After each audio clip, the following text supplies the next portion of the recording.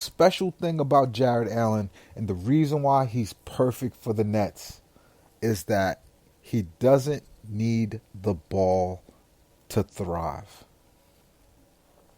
And that's the type of center that you need. Like you put Karl Anthony Towns on the Nets, it it takes away from Kyrie. It takes away from Kevin Durant. It takes away like you don't need that player. You need a lobs and dunks center.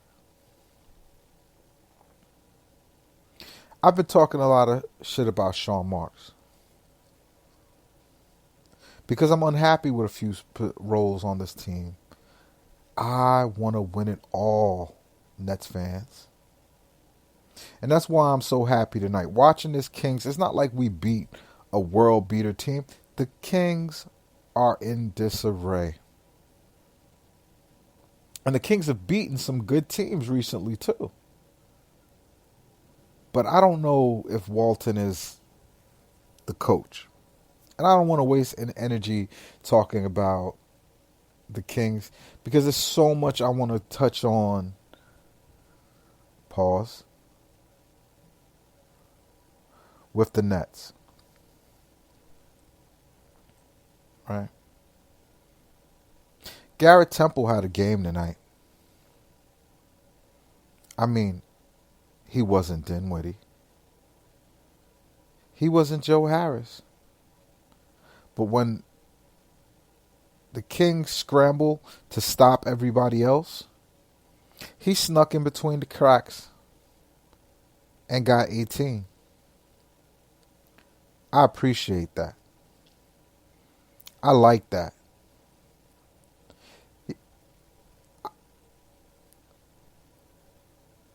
I get upset when I see Garrett Temple in the starting lineup because I realize that him, throw Shumpert in there, especially because those are two players that the Sacramento Kings looked at and said, not good enough. But give Kenny Atkinson credit. He's found roles for them. And we've beaten a few trash teams. Right? The Nets still can't beat the Indiana Pacers. But something is getting better. Cohesion is happening. And our core pieces are thriving. When you see Joe Harris do well, that means that's one player you don't have to go out and get. That is a role that you don't have to go out and trade for to win a championship. Same thing with Spencer Dinwiddie. Spencer Dinwiddie, like I said, would start for 15 teams in the NBA. Dare I say 20. I got to do that, a breakdown one day of all the point guards in the league and which ones Spencer Dinwiddie would start over. I'm happy, everybody. Because what I wanted to see with the Nets is, can they get better?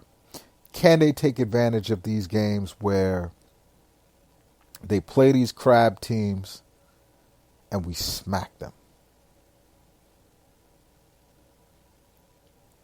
Let's talk about the rest of the squad.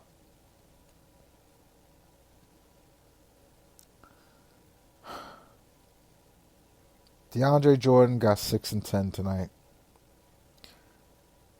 He still doesn't look right to me.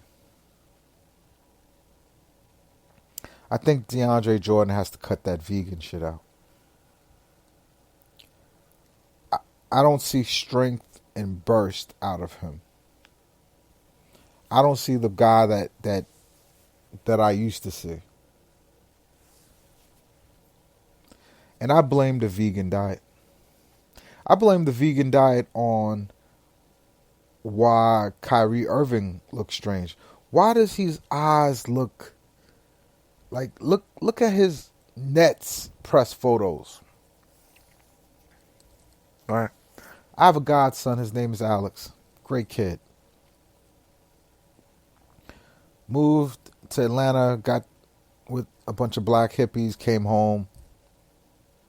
turned vegan. My wife, who's helped raise my godson, took one look at him and said, "Stop playing games. I'm making you a sandwich. You look like you're dying." See, what happens on the vegan diet is the first 2 weeks to first 2 months, you get like this burst of, I feel so much better. I feel so much healthier. And it's only because you stopped eating crap. But science, when you go to real nutritionists who know how the human body works, they know that the worst thing that an athlete can be doing is not taking in protein and the amino acids and the vitamin D necessary for you to go to war like a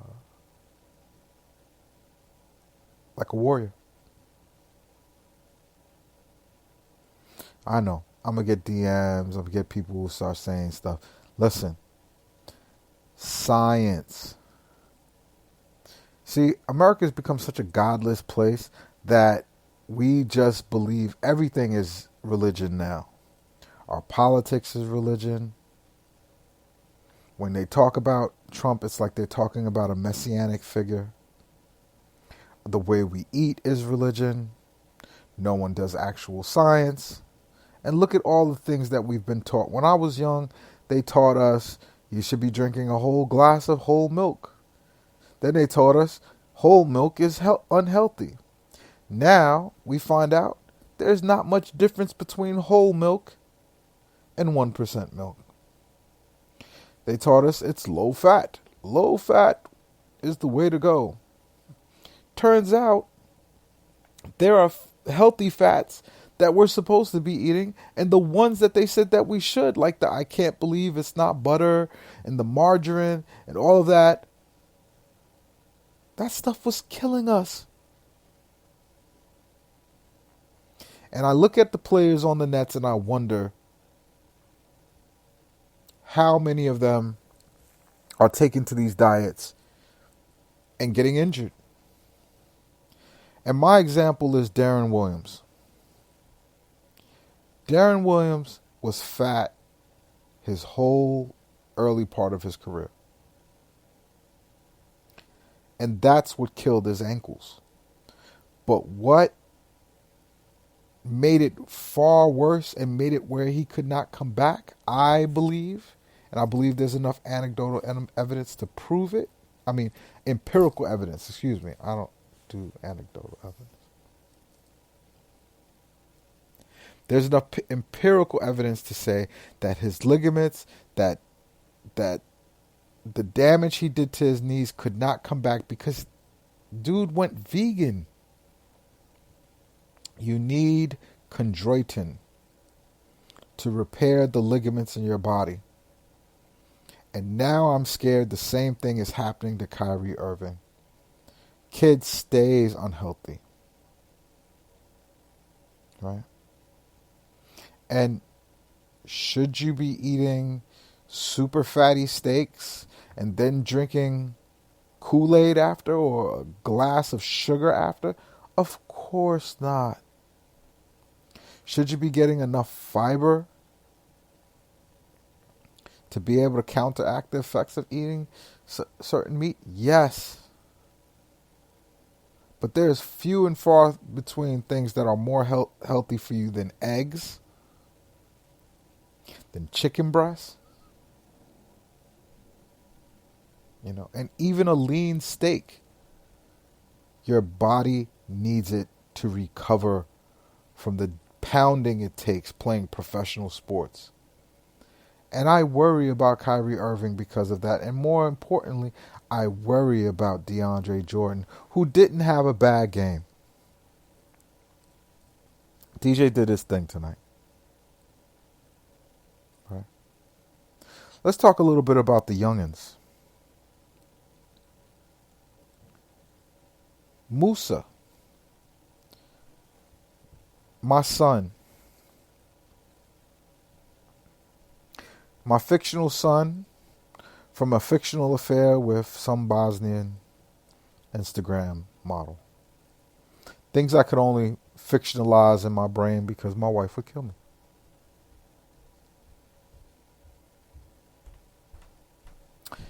Janin, I love what I'm seeing, the confidence that he's building, and the thing that I didn't think he could do, which is play defense, he's doing very well. I'm excited about Janin. But you could tell he's still in his head. He misses a shot, he looks at the bench. He's worried that Kenny's going to take these minutes away from him. And Kenny shouldn't. Kenny's got to let these young guys get used to the speed and find their niche. I'm a Janin Musa believer. The Dizza is my guy. Everyone knows that. The Dizza deserves a shot. And he played incredible defense. I didn't think this kid would defend like this. All right. And the thing that's most promising for me in his 20 minutes is he draws fouls. He's righty, but he finishes with the left. Like I consider him a lefty because he dribble drives and he finishes with his left hand. That's pretty impressive. Right? He rebound. And, although he only got one assist, he looks good in that lead guard role. And it's a hybridized role because he'll be the lead guard on offense and then he'll flip around and guard the small forward and power forward. Struggles with the power forwards a little bit. He's not strong enough yet. But these minutes are critical for him because he's learning how to cope with NBA caliber defenses. Theo Pinson.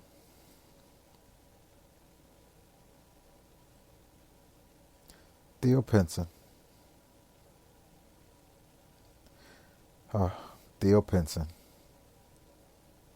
He shot 27% tonight. He got 7 points, 3 rebounds, 3 assists. You never want to take the kid on the team that just brings good feelings. The other players like him. I feel like the older Nets like Pinson more than they like Musa. I'm reading body language. I'm probably making this up. But I think there's something there. But Musa's better than Pinson. Musa deserves the minutes. Pinson has to get the minutes because we're out. Kyrie is out. But it's great that Kenny's investing the time into these kids. Giving them a shot to organize and pull their games together. And if they, as they learn to counter what NBA defenses are doing to them, we found out if they're really players or not. New York City, our team won a ball game. We are now